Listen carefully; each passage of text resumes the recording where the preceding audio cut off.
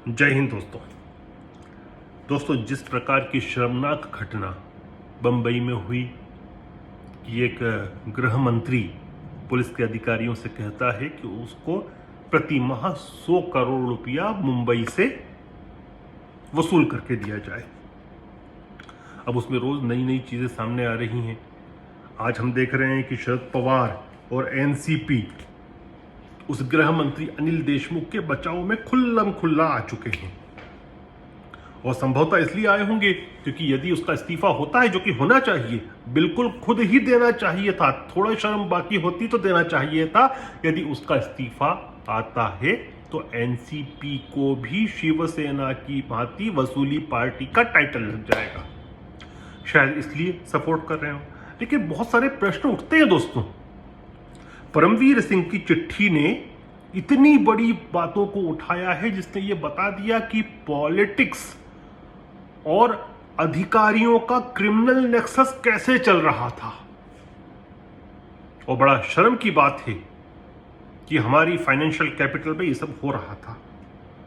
अब जब चीजें आ रही हैं सामने तो उसकी व्यापक जांच होना चाहिए, विस्तृत जांच होना चाहिए। लेकिन बहुत सारे और भी प्रश्न उठते हैं। सचिन वाजे, जिसके ऊपर आरोप है कि जिलेटिन की छड़ें उस गाड़ी में उसी ने रखी थी, वो एक असिस्टेंट इंस्पेक्टर है और वह मर्सिडीज में घूमता था। पैसा कहां से आता था?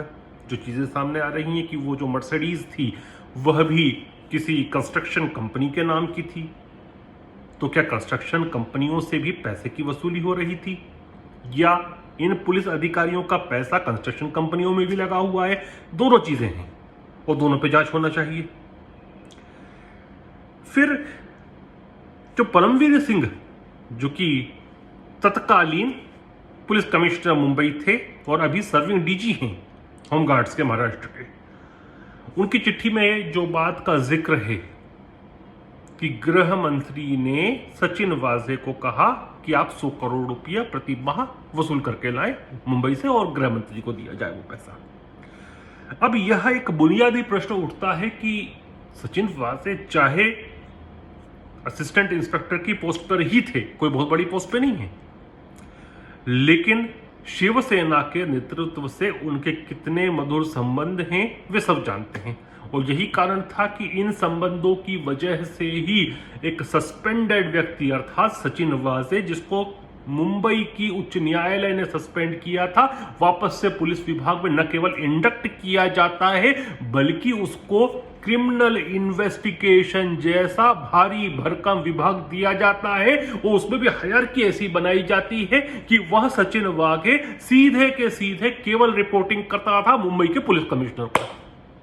तो यदि ऐसे कद्दावर व्यक्ति, पद से नहीं रसूख से, यदि ऐसे कद्दावर व्यक्ति को महाराष्ट्र का मुख्यमंत्री, महाराष्ट्र का गृह मंत्री कहता है कि 100 करोड़ रुपये प्रति महीना इकट्ठा करके दो, वसूल करके दो, तो क्या यह बात वह शिवसेना नेतृत्व को नहीं बताएगा? लिख के रख लो, बताएगा। मैं एक पॉलिटिकल वर्कर हूं, मैं बोल सकता हूं कि डेफिनेटली बताएगा, यदि वो पॉलिटिकल लोगों से जुड़ा हुआ है तो। और जुड़ा हुआ है, वह शिवसैनिक था वो। तो बड़ा प्रश्न उठता है कि जब सचिन वाघे ने यदि मुख्यमंत्री उद्धव ठाकरे को यह बात बताई तो उन्होंने क्या किया? हालांकि खुद परमवीर सिंह ने एक बात लिखी उस चिट्ठी में कि उन्होंने स्वयं ने मुख्यमंत्री, उप मुख्यमंत्री और शरद पवार तीनों को यह बात बताई थी।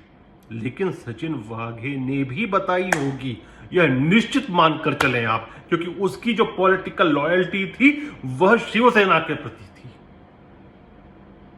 ऐसे में